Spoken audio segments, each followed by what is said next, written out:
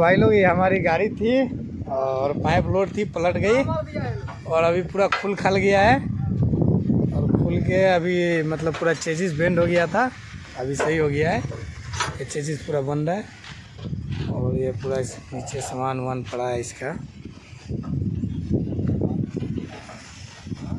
देख सकते हो आप लोग। पाइप लोड करके चेन्नई के लिए जा रहे थे तो हमारी गाड़ी पलट गई थी और अभी मतलब ठीक होने के करार पे है। कम से कम 10-12 दिन लग गए इसको बनने में। ये मिस्त्री है,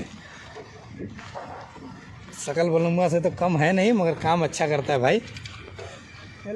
माल एकदम टकाटक करता है। 10 दिन हो गया है।